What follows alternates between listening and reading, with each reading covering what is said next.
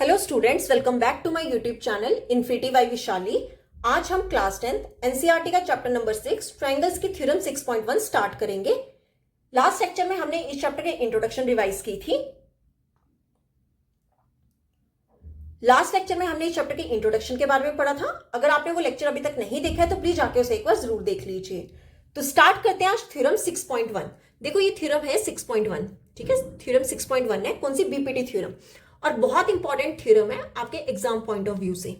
ये पेपर में डायरेक्ट आ सकता है, state and prove basic proportionality theorem, ठीक है, या फिर इसे बीपीटी थ्योरम भी बोल देते हैं। और इसी थ्योरम का एक और नेम है थेल्स थ्योरम, ठीक है। अब देखो इसकी आपको स्टेटमेंट भी लर्न होनी चाहिए। देखो ये थ्योरम क्या है? If a line is drawn parallel to one side of a triangle to intersect the other two sides in distinct points, the other two sides are divided in the same ratio. देखो क्या कहा है इस theorem में। ये ले लो एक triangle, ठीक है, ट्राइंगल एबीसी, एबीसी, और बोला गया है कि अगर हम एक लाइन ड्रॉ कर दे parallel to one side of a triangle, एक लाइन से हम क्या कर दे, एक पैरेलल लाइन ड्रॉ कर दे, ठीक है, और वो क्या कर रही है? इंटरसेक्ट कर रही है अदर टू साइड्स पे इन डिस्टिंक्ट पॉइंट्स, ठीक है। अदर टू साइड्स पे क्या कर रही है? इंटरसेक्ट कर रही है। तो आप ले लो इस पॉइंट को डी और इस पॉइंट को ले लो ई। देखो क्या कहा है इस थ्योरम में, अगर हम ट्राइंगल की एक साइड के पैरेलल क्या कर दें, एक लाइन ड्रॉ कर दे जो कि पैरेलल होगा, मतलब ये जो डी ई है वो बीसी के क्या है? पैरेलल है।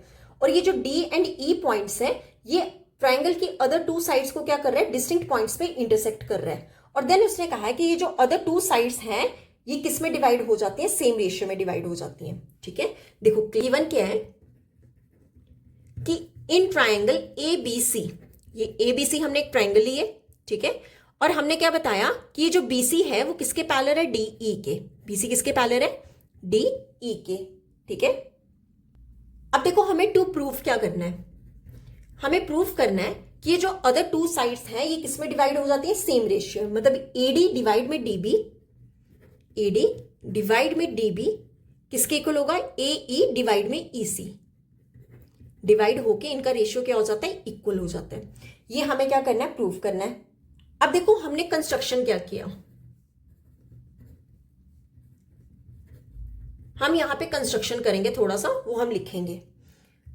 आप ज्वाइन कर लो डी और सी को, ठीक है, डी और सी को ज्वाइन कर लो, और यहां से आप क्या करो?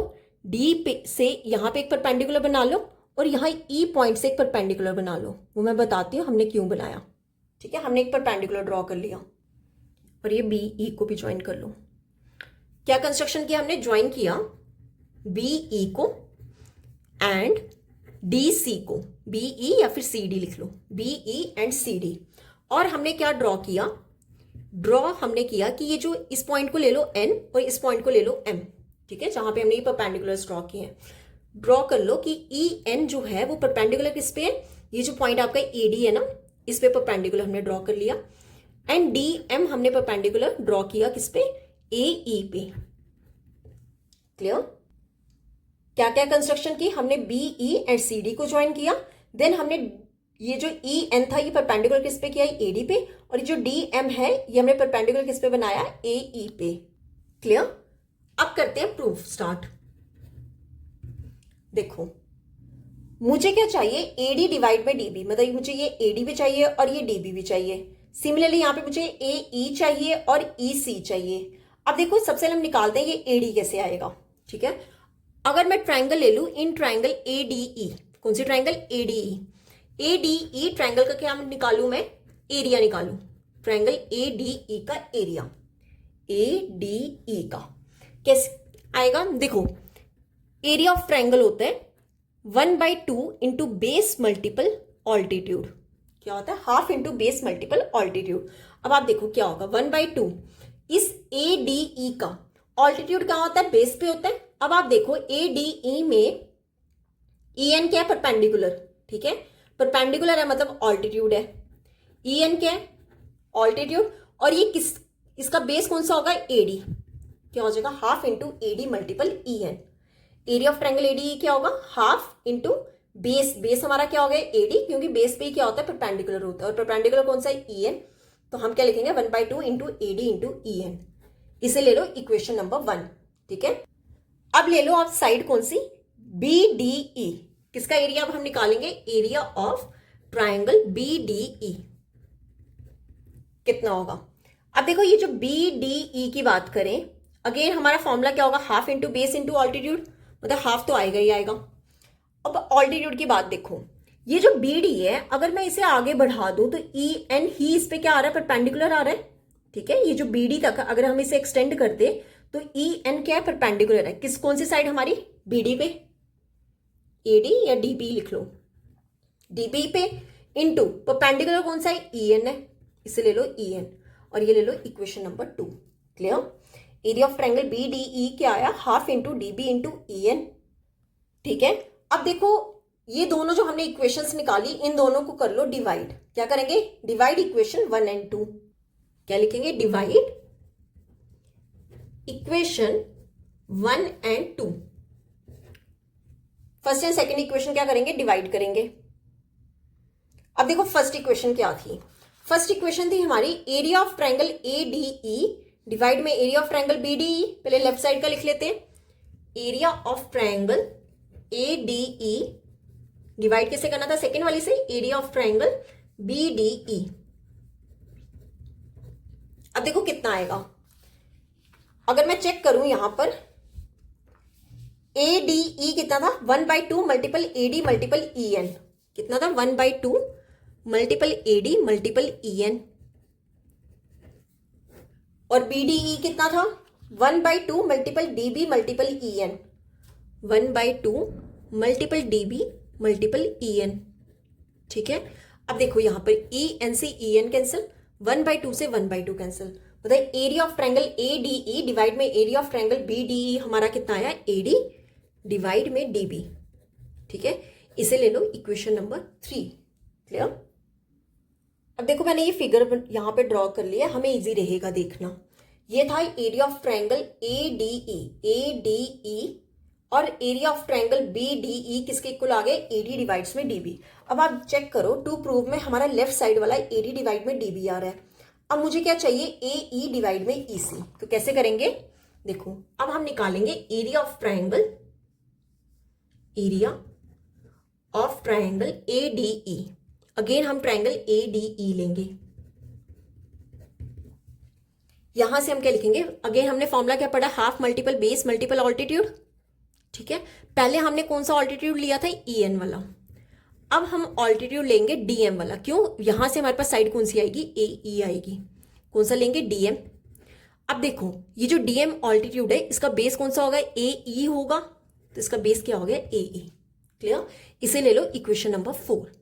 अब हम निकालेंगे एरिया ऑफ ट्रायंगल, कौन सा, हमारी जो नीचे वाली ट्रायंगल थी, नीचे वाली ट्रायंगल कौन सी है, CED में देखो 1/2 इंटू बेस। अब देखो ये जो DM है, अगर मैं ये E को एक्सटेंड कर दूं, ये DM क्या होगा, इसी का परपेंडिकुलर होगा, मतलब DM तो क्या आ रहा है, परपेंडिकुलर। अब बेस चेक करो किस पे आ रहा है, ये EC पे, EC या फिर CE कुछ भी कह लो, EC। इसे ले लो इक्वेशन नंबर 5। अब क्या करेंगे, इन दोनों इक्वेशंस को डिवाइड करेंगे, तो क्या लिखेंगे, डिवाइड इक्वेशन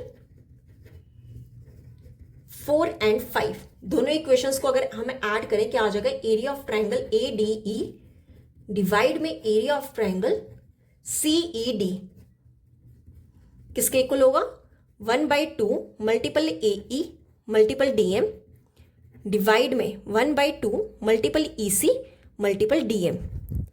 अगेन DM से DM कैंसिल, 1/2 से 1/2 कैंसिल, किसके इक्वल हो गए, AE डिवाइड में EC। ठीक है, अब देखो अगर आप चेक करो यहां पर क्या है, AD डिवाइड्स में DB, AD डिवाइड्स में DB आ रहा है, फिर क्या आ रहा है, AE डिवाइड्स में AC, यहां पे भी AE डिवाइड्स में EC आ रहा है। पर अब देखो यहां पे हमारी राइट साइड तो इक्वल आ रही है, अब मुझे क्या बनाना है, लेफ्ट साइड इक्वल बनाना है। क्यों, देखो यहाँ पे एरिया ऑफ ट्रायंगल ADE है, यहाँ पे भी एरिया ऑफ ट्रायंगल ADE है, मतलब ये दोनों सेम है। अब देखो यहाँ पर है एरिया ऑफ ट्रायंगल BDE, ये BDE, और यहाँ पर ट्रायंगल है एरिया ऑफ CED, मतलब मुझे ये दोनों ट्रायंगल्स क्या बनानी पड़ेंगी, सेम बनानी पड़ेंगी। अब यहाँ पर आपको एक कॉन्सेप्ट पता होना चाहिए, एरिया ऑफ ट्रायंगल BDE जो है वो एरिया ऑफ ट्रायंगल CED के इक्वल होगा। ये दोनों का एरिया क्या होगा, सेम होगा। क्यों होगा, because areas of triangles between same parallels are equal. देखो, किन्हीं दो पैरेलल लाइंस के बीच में जितनी भी ट्रायंगल्स बन रही होंगी उनका एरिया हमेशा क्या होता है, सेम होता है। बहुत इंपॉर्टेंट कॉन्सेप्ट है कि किन्हीं दो पैरेलल लाइंस के बीच में जितनी भी ट्रायंगल्स बन रही होंगी उनके बीच का जो एरिया होगा वो हमेशा क्या होगा, सेम होगा। मतलब जितना एरिया इसका होगा उतना ही एरिया इसका होगा। तो मतलब यहां पे एरिया ऑफ ट्रायंगल CED की जगह मैं क्या लिख सकती हूँ, ट्रायंगल BDE। तो क्या लिखेंगे, area of triangle ADE divides में एरिया ऑफ ट्रायंगल CED की जगह क्या लिख देंगे, ट्रायंगल BDE। किसके इक्वल आ जाएगा, AE डिवाइड्स में EC। ठीक है, यहां हमने इक्वेशन 5 तक लिया था, अब ले लो इसे इक्वेशन नंबर 6। अब देखो, फ्रॉम इक्वेशन 3 एंड 6,